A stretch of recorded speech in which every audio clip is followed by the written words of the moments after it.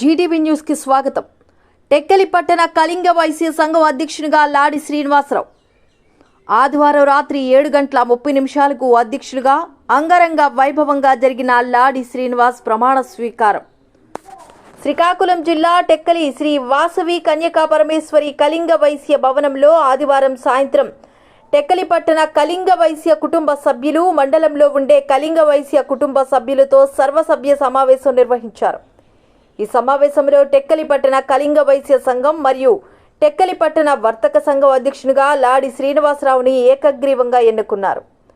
టెక్కలి మండల వైశ్య సంఘం అధ్యక్షునిగా జామి రమణయ్యను ఏకగ్రీవంగా ఎన్నుకున్నారు.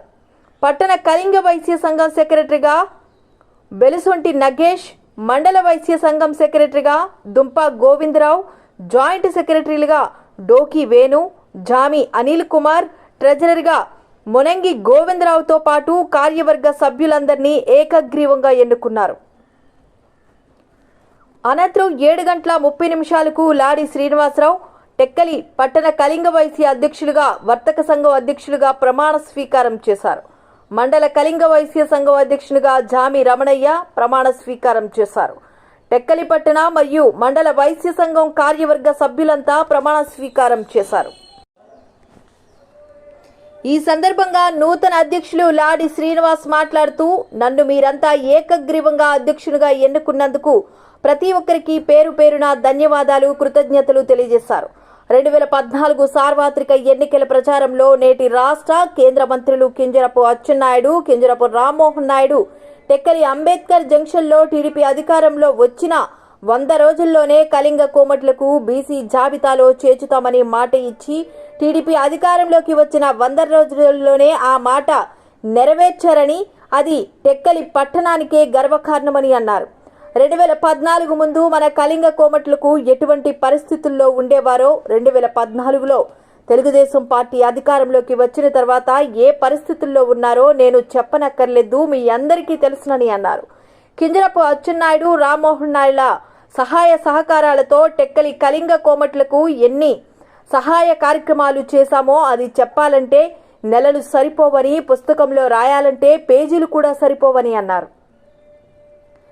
2014 ఎన్నికల్లో టీడీపీ అధికారం అయితే కోల్పోయింది కానీ ప్రజల మనసులో మాత్రం ఓటమి చెందలేదని అన్నారు. 2019 నుండి 2024 వరకు మన కళింగ కోమట్లకు బిక్కు బిక్కుమంటూ బ్రతికారని, ఎన్ని రకాలుగా వైసీపీ వాళ్ళు ఎన్ని ఇబ్బందులు పెట్టారో మీ అందరికీ తెలుసునని, నేడు ఎవరూ భయపడి బ్రతికే పరిస్థితి లేదని రాష్ట్ర, కేంద్ర మంత్రులు బాబాయ్, అబ్బాయిలు మన వెనుక ఉన్నారని భరోసా ఇచ్చారు.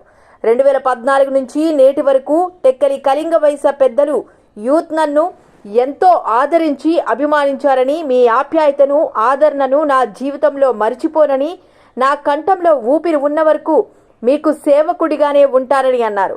కళింగ వైశ్య సంఘం, వర్తక సంఘం అధ్యక్ష, కార్యవర్గ సభ్యులకు టెక్కలి శ్రీ సత్యసాయిబాబా సమితి కన్వీనర్ బోయిన నరసింహమూర్తి ప్రమాణ స్వీకారం చేయించారు.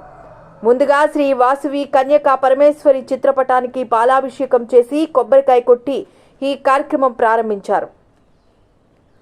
భాషా ప్రయుక్త రాష్ట్రాల ఏర్పాటు కొరకు ఆమరణ నిరాహార దీక్ష చేపట్టి ప్రాణత్యాగం చేసిన ఆంధ్ర జాతిపిత అమరజీవి పొట్టి శ్రీరాములు జయంతి సందర్భంగా ఆయన చిత్రపటానికి పూలమాలలు వేసి నివాళులర్పించారు.